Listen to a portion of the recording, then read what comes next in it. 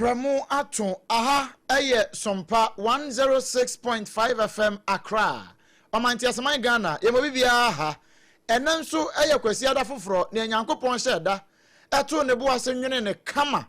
Na wate ho se ebiri bibeduru sei. Na ye bronya bosome na ye boaboa ye ho de akobronya so. Na ya trase sei de Ghana nsam ne amano no de e de abomu de abrawo no. Ye nyina so ne ma Ghana fo ne wiase amansan nyina afinhia pa. Na waje enso se afenko na wansan besa ye ho e wa asomdue kwan so wabreko abone ne wa hawo bia enimu dumienu kase a yatena se de brawi endpoint homeopathy clinic na dawroma enu okita ye muse ya wo pia yen na nso promise de of dawroma nti wo mo so bo ne chidom ya wo mo de onga mama's helping hand e de abeka ho e de amayen afei se wo de ye aduane wie na wo didi wie saa no a ya no monsupa enu ye kasa natural mineral water ensu krogen na emom se wonu mu ato na se wontimi ntibi ni dia ya na wape malaria duro papapa no ne ya tworo ho TIME entontoma duro ne yatimi buam wanum timitie no eye time herbal mixture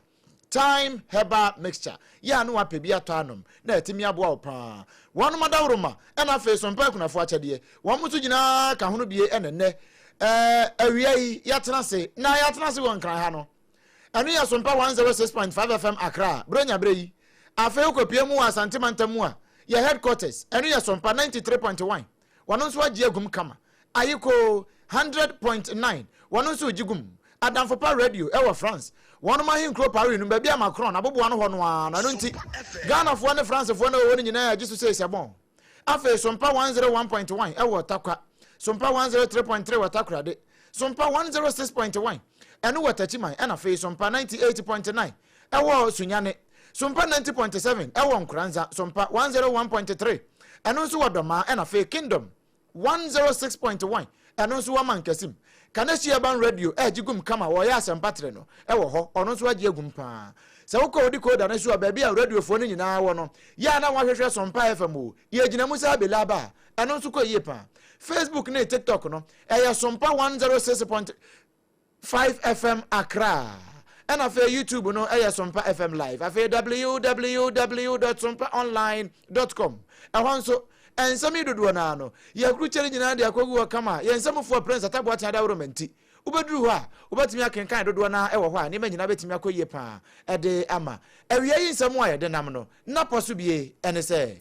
O may posi a Jumako ni fa no wepoya mansamo, wamo abamaniache mo se, wamache emrantia besem yesem bia. Video bi na nenam ya na akwada ketua kura enum ensa no we ye womo na womo ye womo achiremu womo anhwe ye won bedi bronya wa afiase nanso abrahusem bi asi e we nyina si ene anyinam kwantempon ne so ka akwanhia emu nipa ye de munchemu obrewo sadie efoma gudie kwan bonu a ye tu no mai mu ne betu ase enti brew water gas wanu mu chiremu se womo achichem into faces womo eko training foforo kura penimfo apiemo ewo atoya mantemu ama womo ya ma womo kwanya graduate womo fefefa penimfo di nsembia todwa oswafo a wahwe Ghana nsase ene fuma gudie nsam so ayo ne nyamfo Emmanuel ama Kofeboa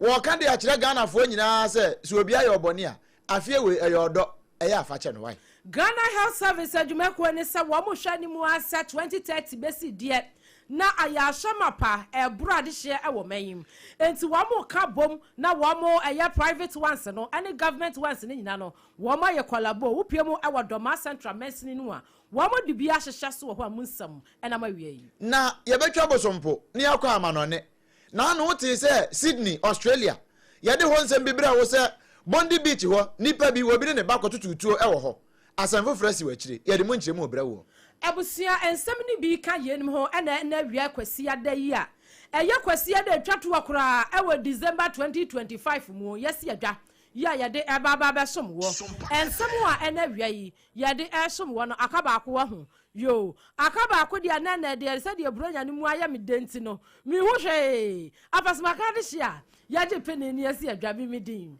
abena badu adepa Kofi menembra obrempona na kwaku Ampoma.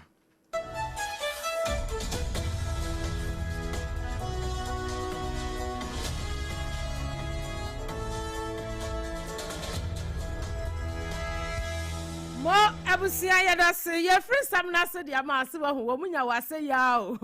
Sam se kwesi ada na aka ba ku pe ya. Wa mu se kwesi ada na aka ba ku wo ya nim ansa na ye wie kwesi ada de nyina e wa afim ne so asere me sa. Na ebusia ye free sam no ase dia ma wa ye fa frase ye wo. Epoye emantamu. Na sen video bi ene nam tenten fidie no so a wo hwemu a akwada kuma akra ne fish ne num kra hwa wonya. Na wanum de bottle bi atwia na no. Ya wonum anya wonum e bia fanta anamato anase bia kokesanse no ne nkoransa wa mutumi nom sana ya akọhọ pa no mu de agutu anim ede ama akwada kuma motofo a ese wonum hwe Facebook ne so asompa 106.5 FM akra ena daso no akwada no ya akwada nti yakasa nanim na ebra social media enenam so sa no na posi adwumako ni fe no ewo epoye emantamu won ma won ho ye hapa ena cyber vetting and enforcement team no ya won ewo okomanini won mo kire mu se ewe sabeb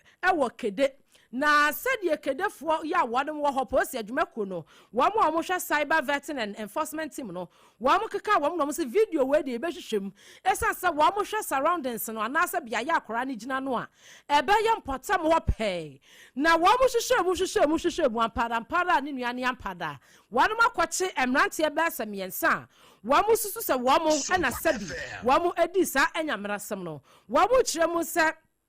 Tawia Precious dodo na afra ne timoni wanya mfinhia no edunwotwe woka ho bi ana afo Emmanuel Dazi dodo na afra ne Shapiro wano so mfinhia no ye aduonu enan ana owura ba ko no aka ho ede 7 amoako ne mfinhia no ye aduonu amienu na posi adwumako ni kire mu se owura 7 amoako a wono wanya mfinhia aduonu mienu no wano no mo hwehwe mu asa ya kwada ne papa nimpon ya wachem no ewo no entini so papa ne na yonkofo na ahia ena ne omudi etrehia won mu ya ne se wafra ne ba no edi bia ma no atua na no se wonom ana no so sa social media yi so ena obi num siga wonu ma ne ka peace odi tua akwada no ase wontwe akwada no twe yehu ya sa akwada no asini se san wo hu hwe ena we mu so de eye akọhoyi na posi adwumako ne sa akwafo me yensan ya yensa so wo mu yi enya de se ye baba ba ye wo mu kobra wo mu se wo mu de wo mu begina mra no ankasa sa so my Ghana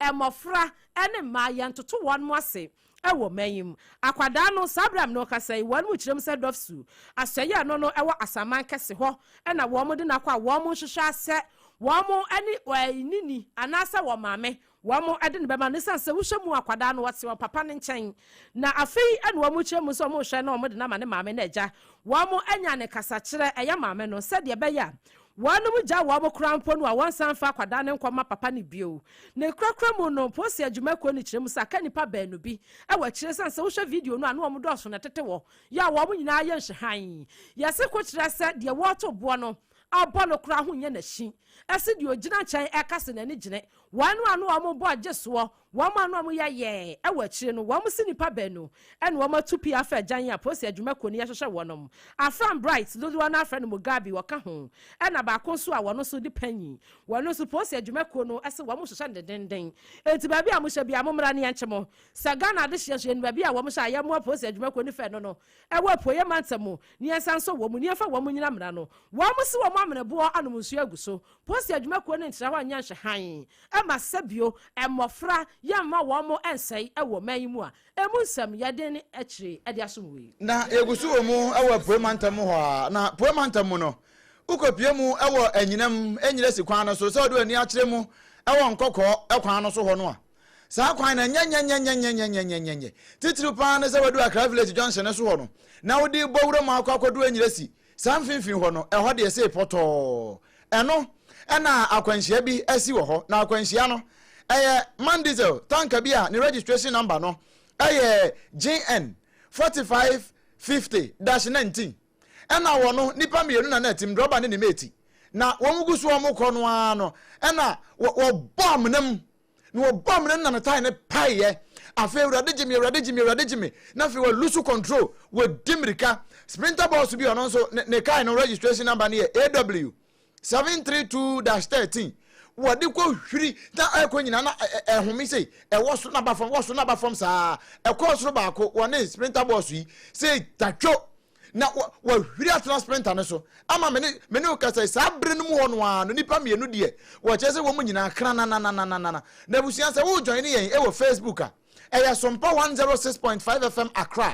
Sompa 106.5 FM Accra na wo che say splinter boss no enipa mako wotwe ena na ewom ana do ba ni ka ho na emu nipa mienu de amunum a ejempo wonu mu antimi anka bi emu num de womo eprepre mu odin pa ma nam so kra no won ma won so ede won ko enyesi aban ya sabia ena fe Healthline Hospital no a eno ba bi accident ni si ye no efri ho e go Healthline Medical Hospital ho no be se brofo sima no be se mienu pe na waduru ho wom de bi ko na sa de no antentam eno wom sa ba akire eno ni Koforidia St Joseph Hospital so aja wom nkoi na wom nkoi ne aka nyina enka ho na wom aka no de doba ne mate na no wom tanka no ne de wom de sanse no wom wo soro ntino kranana wom de wom hu se son sa abrobe ya wom de wom bawrempo eho anti na ebra Ghana National Fire Service ne nkrobata ye wa anyinam abietu ne nkrofo wom kopie ho no nkɔ hwe no sa de we dia no nyan dodo se wo join ne pa wo Facebook no so na wa se ne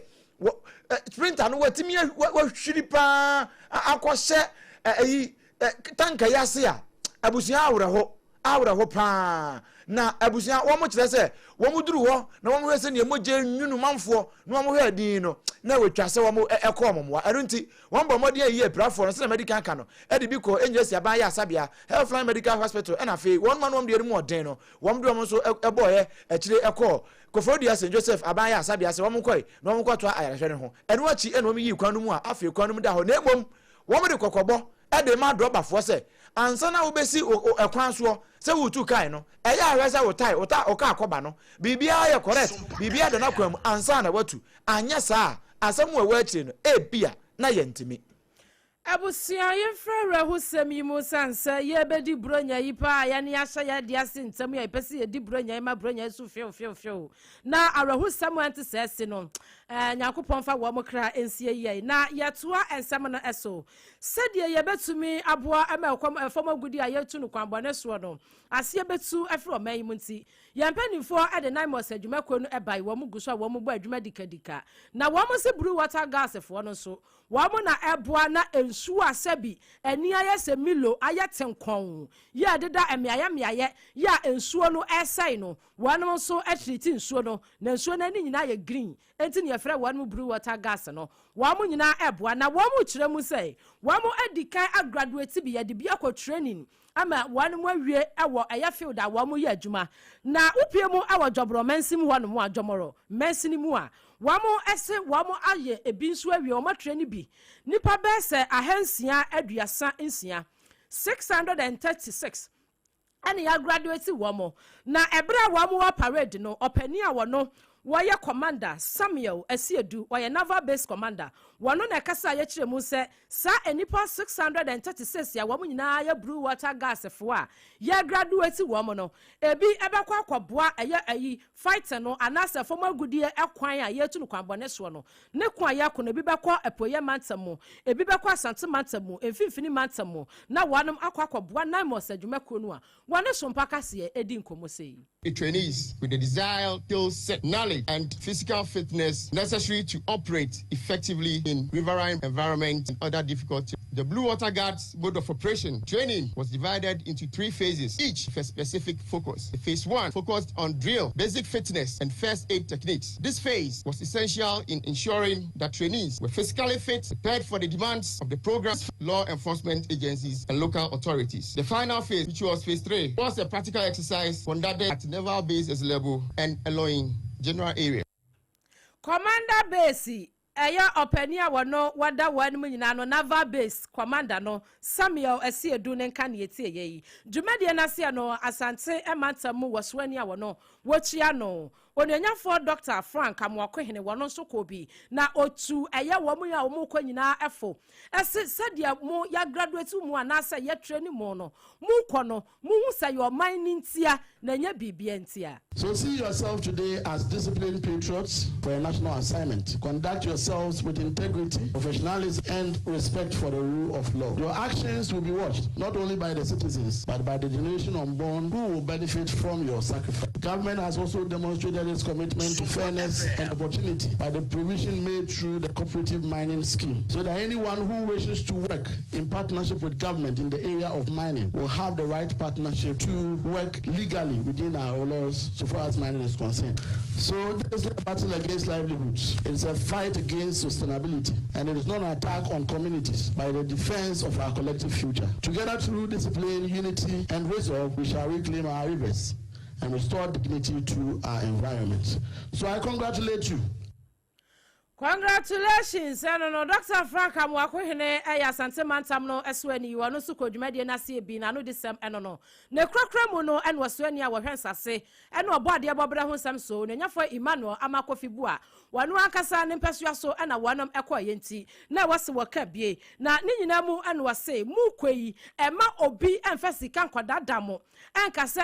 ba mu ba nyina ya sikantia monye na munya yen na yentu garamse no wono so die ni. You are going to serve as the eyes and ears along our water legal activity to ensure swift intervention. You are going to be working with law enforcement agency, NIMOS, the Ghana Police Service to ensure prompt intervention. You will stand on the front lines to prevent pollution, upholding the laws and regulations with the support of our law enforcement agencies. And as you begin this essential work, we require that you remain vigilant, proactive, and unwavering in your commitment. This duty demands the highest levels of integrity. I can tell you this, you are going to be tempted every day. People who will try to compromise you. Oh, Galamsey side. Oh, also I just want you to be reminding yourself every minute. Mawani na ho papa ejuma na ya demo kwaye no eyensi yo ejuma sa ubedi no kre ede amoman no nti ne yedemo ko woswani a wohwensase ene obo ade abobra ho nsem so sanso ayemrahye bedwani de madehye a wanom ewalembele abato mpesua so onanyafo Emmanuel Amakofibu a wamu aya graduate wa mu Blue Water Gas fo ewo dwomro mensin ne mo no ene ode sansemi etuja ye ka ne se ni nyina no se ye ka na ofa ya na ekoyie pa sanse ena no ada na ye ka nyina na ya apomden ho nsem eno ena endpoint homeopathy clinic womo di apomden ni nyina no ede bre yen sanse bronyan wono mpesa amanfo ebedi bronya ewo breko a yade ehye ye ho eno nti wudi wani kirem ewo endpoint homeopathy clinic ya so ya ubefiri ho akono no waka say I'm free eno eye endpoint homeopathy clinic na se wudru endpoint a enyarewa hudu bebre na wosa ewo ho ya enye asemkuma eno nti bomode na fo ni kirem wo ho na bibia enkoye emfama wo ma yenkwa homa no so na se sie ukopie mu ewo bono ene ne mpotam ho no a big push program no a aban de aba ya se eno na wode baba boa ye Ghana akwan hudu bebre ede amayen no meni ko kase mampani na mfinfin ho ya wo pa ho ntoma nti yenkwa homa no so na ene opambo ewo SOMPA sunyan ye ne no emo enkomo opambo ma hai yemo minia na ohonam ne boko de yo ado me wede ya so ya ye so ateka bonu bia de amode ho ye de urade ase boyemu mo na mo ne mampani ni asoafo na aka nanam ehfa ne hefa ne wonam na nsamba ne wawe sa gumasum minia me da ase ma me ncha SOMPA tie fo na to sha repo ni na wi na me mo bia fisha so say brenya mo na ye wi ano minia ena awi dia e no so ga na mo ya for John na no and that is so Sarfo so minister doesn't abaja what that the team was soon happen I can through her now I want to say my boko that they are paying short for no osai can say or the media be by a friend of push and then the media Ghana acquire hodwa said the architecture proper some you know or Baba first said media national was now I am for Amaga no crowd they fire yo sunya for broma say and na yen sa kae de eye sunya ring girls push no so a capture and they absorb for na to mo adi mu dina mami ni ade e wo mu a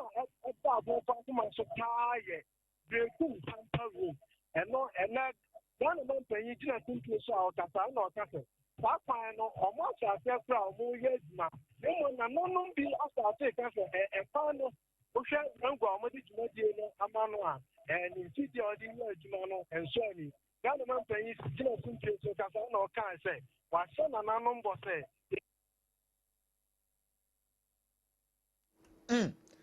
Upon what mean car, than a hooker crabby. About the Kusama, a quite non so be I come up. Now, what Ghana, and I said, don't mind on there. It's not house of chief that gate at the Casano. And I can't say Ghana Mountain, he said. In fact, I'll buy you a broke for O'Neill. Yellow iron express, and but or say, young son, or about the Diaconiano, and the question was giving in a no or that class, or the contract, contractors now. Unless I obey no more anybody, they said, obey no more. Now, for us, said the secretary, or yeah, I did better now. Ghana or Marco. So, 100 kilometers of roads that were blown in the mountain and then Ghana mountain so bad bottom. To say, Ghana mountain, I say, we can for any tenure to press or Mokasa or Makasa, we are Yakasa and Kasana sitting. So I got company there, so every one of us to ready at was what you. And upon board for the dear, none your words, and I know what money and why.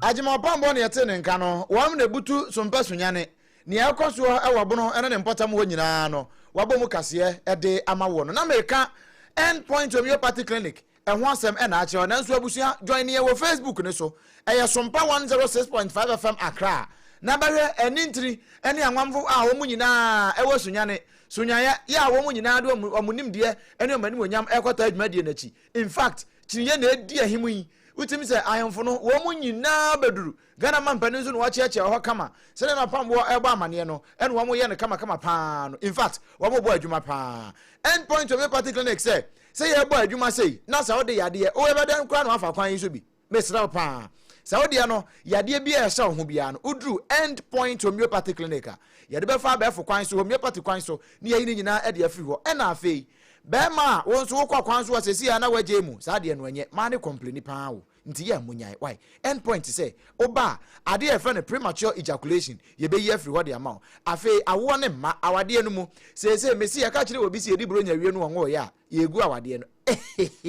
ko endpoint ho na wo mo pa afei wuntini mu afei wasa abo ne obrabo mu hawo bia wo mu bia ne ebehwe ni ahohuru mu ayi ne nyina de afiri ho se waposo so na ya unompe na nkasa mu no ye physiotherapist e wo ho a wono nso betimi ahwe nompe no mu ahwe ne wo problem bia wo bia no ayi ne nyina de afiri ho e se ye massage nso a ye be ne kama na bia etimi ayeboko ye onkra he ya splinter stroke share signboard e ho de butuo ena kuma senso kronoma bo hia ho nso ye nya na wo ho kra ye numbers no Dr. Adubu atense bronya yi wo ye free screening dia mema ne mema ntu dia free na gibe bia wo so ubetimi afa na oba bie na bia ye fine ye free screening no ye free 0244 867 068 0244 867 068 and afa 0274 234 321 0274 234 321 na one Dr. Abo enkomo na bia etimi akonkan pa na ye gina odemnyamfo Emmanuel ama kofibua ne nsemu na asa ye kobro nya so e se wono akoyo so afo a wo hwe Ghana ansase ena afuma gudie nsam so wanka bibia nkyere titiri pa ne aso ye oda no na wo se na ni wokoyen so na wankokra wo kire se wo kwa so ye hwei wotimi hunu se anya hwe no bia wo kan asem bi kura mo obi mura ne tirim na je se bia asem wo kan na nti nipa ne de e bi kura da wo park ne kai no kai ne kura bom futuro egu obi ho ana wo ba wotia obi na so ne ade wo toto de sere won ma ho nyina so obi amfa nche na afi obi nso a obi aye obi bia ehye omu da sa kura hu ne kura na aboafu sa de no obi anyi mfiri ne tirim na yemfa wodo ene se de emfa ni afi na se be ya afi a ye ba besimu no ye de ni mu fan ebesimu pepepe. Fantastic here. And let me say that we have all worked together as partners, sharing ideas, working together in unity. Occasionally, we bump each other. Let me start. I am very sure that since I came to the ministry, I have stepped on somebody's foot. Power means. And I know somebody has stepped on your foot. Now, we are in a season of love. And we are entering a brand new year. thank God you have made it this far. And I am telling you that today, after this carol night, everybody that you are mad at, you are going to say, I love you, I've forgotten everything. Let's move forward. Fresh. You know how relieved you are going to be. We are going to really drop all that burden of anger and then be free. That's what the word is telling us. Enti odi ahwe obi anim na ne waye obone a odi ase omukura fe be se emfie aduosi emfie aduoson be se emfie mienu miensa bosome ba ko nie no hwe na nim na ka chen se abake me do ne e makoma mu bia mayi ato atwe na odi ahwe ubehu kese pa a wobeye wei eye orenyamfo Emmanuel ama Kofiboa na sankratu yi wode fa international reporter na opon chichekuso ene wetoma na yen Abusia wutimi ya sapa dia na chese pressure ni nyina we 2026 now na akoro wanim no yatoa ensem no eso ewonsem foforo mu sadia be ya apomudin mu nsem ebetumi akoye nti na Dr. Emmanuel Amakofibu amama Dr. by force wade sefutu ekoi wankasa ho beto na dwumadie bi akoso awo Doma Central Medicine no emu enam so ama opani kase awo no waya pani kwankyerefo etua eya apomuden mu ensem no ewo medicine nim eye Dr. Daniel Konka wakasa na nsemu no ene wo sei wamu yempanimfo adeda Ghana Health Service adwumakwenu wo mayimo no wamu nyina eye pempensuwa nankro senya kopon be ya domni ebedu 2030 no na afei wama hu se enwumaku aya apomuden abia eye ankrankra de na afei aban de no wamu nyina atumi aka wom ho abom esa se wo hwa mesini bia obekọ na aban aya asabia honom afei na ankrankra de bi ho ubehwemu ana asefo no kra na wo mo nka afei obi ba yade akọ eye private hospital wo ho na ebia wo mo ntimi ni ya refer no akọ government no ubehu ase wo ye ni eduadue no an ana wo kọ baabie ana ka akọ e wo mo tumi ya yanka beba ha na afei kra no ehu ahyinti wo mo beja wo ya ni kra masabi bibi esi na wo mo si wo mo de ne ma pa gu akwan mu a wo mo ene wo mo nyina ebeka bom na wo mo ahwa yade emapa ne sayo sunti ena opie mu ewo Danyame Health Center no ewo Doma Central Medicine ni mu a empanimfo pa wo mo de ho ntoma ema Dr. Daniel Konka ekasa adwumadi na se network of practice ni ye apomuden mu enobo eku mamenka nsa na na mo da mo se de ye nyina enim no se menko a no kodo afu ba kwa bia be bia ma ho de beduro se ye nyina ye kabuma yetimi edo afu no kase pa nti network of practice sa lete na lete mu nyina ne se aya obi a odi apomuden dwumadi e wo Danyame ne mpata mu ha nyina se dwumadi na apomuden dwumadi na odi na ya ban de anase enya ban de ye nyina ye ka ye ho abu ejimi kai Danyame Health Center yewo Nsasiro Health Center yewo Chumkrum Chiefs yewo Sunsu number 1 Chiefs sa o mu nyina na ye chemical service wo ha nyina ye nyina ye kai ho abu SOMPA FM enti no dwumadie no wanom kyerem se eye network of practice NOP na eno no omo pa ho ntoma ya eba beboa ema won dwumadie ewo ayahwemu ene apomudi mu nsam no so etimi agina brane opani okasa ye eye pani kase ya wono wotua eye Doma Central Municipal Health Directorate no wotua wanwa no Dr. Daniel Konka ne kasa no achi no ana maame Gifty wahene wa Deputy Human Resource Director ewo Bono Regional Health Directorate wono so edin sem sei eto aso the launch of the Danyame network of practice marks an important turning point for this area and the region as a whole. It demonstrates our commitment to operationalization of Ghana's universal health coverage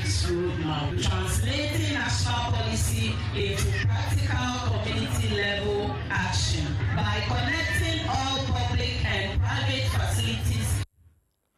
Mami Gifty ohene wa ya Deputy Human Resource Director ewo Bono Regional Health Directorate wono so anodi sem no opani kase a wono so di nanim nyam ekwota adwumade yachi ema wamo no program yi wamo timi launch ni yi eye mensini aban krache ya wasomade hia wonom ewo Doma Central onyanyafo Dominic Adoma Ameyaw wasimi kobi na manka bi de mankokra nke ye nsem ni the Ghana service was was so very kaka ya no Danyame na Danyaba ni se ba fa ma Danyame ba you say o pray o ye na Danyame na o ka no we are making a decision wa be yes de ko ni bia no e wa wa se na so bi na bi mu se ye na de ya mo ko ka no e je ja mo se be di ma ni ba ga se fo na ba si e mo ye sa na no e no kra na mo ba so ba bi se minimum mo do asiti do ya mo do every nambo usura mo mo na sara saka ka mo ya mo de esa ho fro na wo cha do kla sam de na ile ya so ne ya ka se Mesni Abankrachi ya wasuma de share wanom ewa doma Central Mesni nim onenyanfo Dominic adoma ameyawo amani boyi kwaku mesa abrampa wono ene tonsom ye abrampa somsompa enu nti ho akatuapa no wobenya na akatuapa ne ba ko ne se wode wonga ede be ya ne ya wode ye nyina eno nso emo akatuapa papa onga no eye promasido of one de aba da bia ya na me ka kire Dr. Anita Kofo mo wo mo FDA ho ena Dr. Tedros wo mo nso wo WHO wo nyina hwemu ahunu sampa sa wo de onga eye aduane ma bema ne bedi wonya problem akwada betimi edi wonya problem wo ba timi di wonya problem pani nkokora ne mere wanyina wo bia timi di bi ya problem bia eni akiri eye onga mama se open hand no banku ne tilapia fo na ebeba mo ho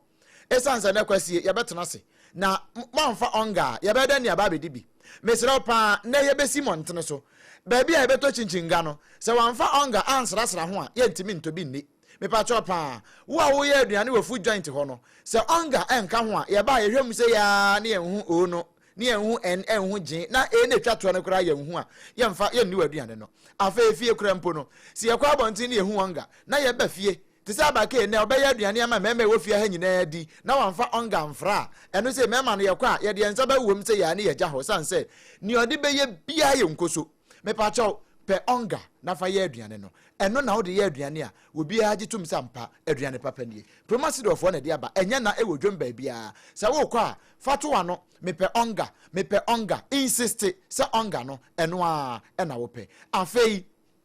wodi ye aduane ni nyina wie na wodidi wie a ensuo be na wonom kasa natural mineral water se wo anom kasa nsuo no a ya na me ha me pa sanse kasa natural mineral water no eye nsu papa eno na etimi boa eyi wo free bone mu etimi boa emo adwene mu kura ye foforo ye etimi boa wo ema wonya mpomden pa na se wusi abontene na hu ne enya kura mpa watimi aka na bibia atumi aye fine kasa natural mineral water boa ma kasa na nso be kasa na wo ka de papa nko a kasa natural mineral water eyi ase wedding ase abadintuo dwumadie bi awudi a wudi nsuo be serve ahoho de mesrewo a ya na wan no kasa natural mineral water pa Kasalama Ventures wadi ba ye no o taifa ha ya e won kran back hospital na chi ho e ho no wabutuo ne numbers abetimi afre no emfa ho ne ba bi a wo no ofra wadi nsuo ne be begu ka mu e de abrewo numbers no e 0206 469 430 0206 469 430 and I say 0303 965 780 0303 965 780 Kasa natural mineral water aboju nsuo papa ye ka we ya ka aduane ya ka nsuo na nsuo bi busam se enti wo hu se manum wato eno de won ka ho asem wana ohia time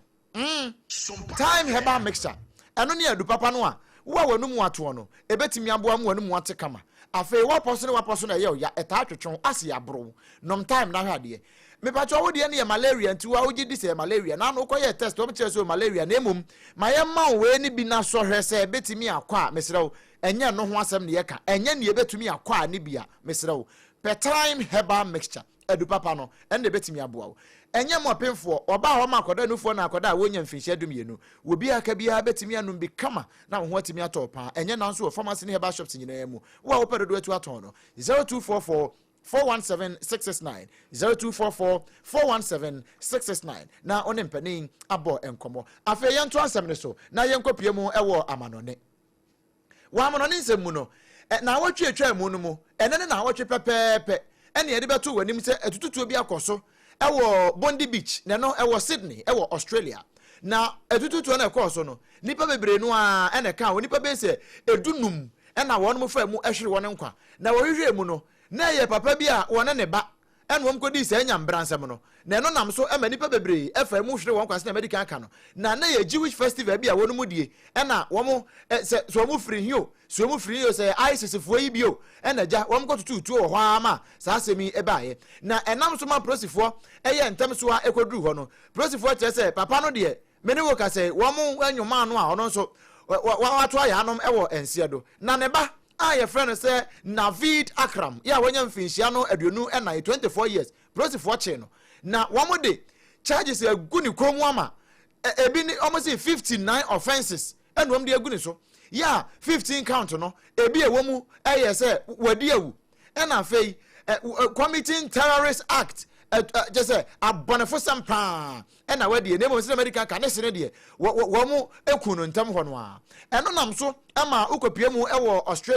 Australian Prime Minister Anthony Albanese wɔno ɛde atodwo kyerɛ sɛ polisifoɔ adwuma a wɔn bɔɔ hɔ no ɛnya asɛm ketewa kora wɔn gu so yi a wɔn yɛ adwuma sɛ ne ɛbɛyɛ wɔn bɛhunu baabi a saa akram yi wɔne ne papa wɔn firi yi a wɔn bɛdi sɛ ɛnya mberansɛm saa ɛno na nam so kora ma na ano kwasi ada no governor yi a wɔ hɔ Governor General Samantha Motson wɔn nso ɛdena no tumbi na wɔkyerɛ sɛ vigil night kura mpo a wɔn yɛɛyɛ ɛwɔ Bondi Beach hɔ no wɔsi in fact wɔn ayɛ adeɛ paa na ɛna yɛbɔ wɔden abɔwura Bondi Beach ɛwɔ Sydney Australia hɔ ɛna yɛhu sɛ amanfoɔ na asa ba hɔ biewi na aha mo nenam yi mo pɛdɛn wɔn kyerɛ mu sɛ We nearly didn't come today. You do wrestle with, is it disrespectful to return to the side and, you know, walking past the bridge and the car park, and you feel awful doing that, but at the same time, you have to return. You can't stay away. You can't let fear win. My daughter, to be honest, she didn't even think twice about it. She's like, I want to go. I'm going. I love it. And it was really, really important just to make sure they feel safe. I don't think it's about Australia at all. This could have happened anywhere in the world. Bondi's like a small country town. Everyone knows someone that knows someone. This, whilst being a horrific event, won't change the fabric of Bondi. We'll regroup and be just as strong. I mean, hopefully it makes us stronger, but also a lot more aware of these things, more tolerant, more respectful. We one more eko beach ho wa mota akọ ho paa no ne anim se wone nkọ ho bio nanso wo mso wo ma nkọ so so a enye kura eno nti wo mkọ ye no wo mo ye 1 minute silence e de ma nipa dunu mu a wo mo afa mu ahwere wone nkwa eno na nam so a wo mo Governor General Samantha Motson wono ebowura ho a wono so no mkọ kasa ya kire won say in fact ne asie no de e ha dwene paa nanso Australia man ni nyina no eta wo machi bibia ebeye fine we abusia we so na ye gina na ye de kase no ni nyina aba na wie ye hye ne nsoma me say edwuma kuo bia da woroma endpoint homeopathy clinic won mo na so ya sene bra na onga ebo ye chidom na kasa natural mineral water ma ye su papa anom no won ma da woroma nti na time herbal mixture enso epia yen me enya mpom ne pa no na ye de nsem no bre wo ne mo yetwa gu ye ewo sompa 106.5 FM so won kran no sompa 93.1 ewo kumase woje fa mu ayiko 100.9 wono so kumase adamfopa radio ewo France wo ma hinkro Paris no mu afi sompa 101.1 ewo takwa sompa 103.3 wotakrade Sompa 106.1 ewo Tachiman. Sompa 98.9 Wosunyane. Sompa 90.7 won Kranza. Sompa 101.3 ewo Doma. Kingdom 106.1 ewo Mankasim. Kaneshi Yaban Radio. Enso jigumu wa Kaneshi nkran heya. Udiko da naso bia radio fo ni nyina wo no. Ubehunu se Sompa FM. Ye gine mo alezia miem kama. Aje Captain Amband no. Afa ko Facebook ne TikTok onso a. Eya Sompa 106.5 FM Accra. And afa YouTube no. Eya Sompa FM Live. www.sompaonline.com so ensemi dodo na no ekucha erikogu ho kama na fe ukọ Play Store and App Store so a ensemu yi ubetimi anya bia hwe ana ubetimi anya bia tie na bra wa download Sompa online app no da bia etumi aye fine awia yi nsemu a de besom wo no na poso bie ene se Omai posi adwumako ni fa no no wepoye ematsemu a one mo hwe cyber vetting and enforcement team no eso no wo mo se video ana enenam tintan fidie ne so a enkofo bi ma akwada aketuwa bi ensanom no ya chemu miensa emu mienu ya hwehwe wo mo ache wo maka ho wo mo ye de ya wo beda afiase amia de bronya na wie nanso akwanhia bi asi ewo anyira siri anyam kwantempo no so ma nipa mienu afama hwero mo kwa yɛde mu nkyɛ mu brɛ wo abusua na nsɛm no bi ɛka yɛ nim ho ɛna na wia yi anuano banu yɛsi adwa yɛde ɛsom wɔ mo a mo hyɛ wɔ Facebook no so no yankeka mo messages no kakra yi ɛfa ma mo na yɛhwɛ ne yakenka mo messages ni kakra na Hajia special local foods wɔno na dawroma ɛna wɔde yɛkɔ Facebook hɔ ne yakenka mo messages ni kakra ɛde ama wo aduane papa nyina fie na yɛpo asɔde wo yɛ de ne a yɛbɛtena se yɛtena se a yɛkɔ akɔtena se ɛwɔ Hajia special local foods na kache ɛwɔ hacho atomic kwan ne so na transition fi no ahom ne nkyɛn hɔ no a baabi a washing bay ni wɔ no na chipe ɛna kwan baako no ɛkɔ DVL hɔ no ɛno nso baako san wɔ hɔ bowura hɔ bia na wontimi nkɔ ɛbrɛ no nti gye numbers na frɛ na delivery guy ne mfa odi emre osisi a 0246 359 921 0246 359 921 aduane no sɛ yɛ wopɛ ni bia ofra Hajia a wɔde bɛbrɛ wo na bibia atumi ayɛ fine we sɛ Dr. Baumiaba Nab yes Ablekuma Central no different by was a fantastic weekend news loud and clear ewo dan so ma sorry dan ho ntia kase nkoma adwen kase adwomboadu afei Cromensa Pillar 2 was a Merry Christmas enkoma mu nyina Ghana fo nyina Dr. Baumia wo ya de ne a wo be president ewo Ghana ha Bema Tintin TV say wo hwe live and clear ewo ofanko barrier na wo se wo ma wo bia finsiapa afisa se na Ghana fo wo bia tiapa asem kase ani asem bia kra entu wo bia Starboy se wo hwe live ewo Hafumem airport wo se Sompa FM news papa enchia kase nkoma Haruna Muhammad MP for Esunafo North and a teacher Bob Little one also ne de ya wo de aba eno no Kwaku Mensa Abrampa wo se wo hwe yo wo hwe ewo Doma Hinkro abake wo se wo ye ni nyina jiutu one also ne de ya wo de ba ye eno no Maryland wo se one also hwe live ewo East Legon na wono de send e wabie mu no wo manfo no nyina etie bia asam kase pa na aba ha wo bia ebo so hye pa aha na brɛ me kwan na afei yɛde wasie na nasafo kantanka dawromenti wo pagya yɛn firi ha ɛde yɛ kontentan fidie no so ɛma onya bi hwɛye yɛn mu a yɛgye brɛ ɛkenkan kase ne ma wo no ɛyɛ me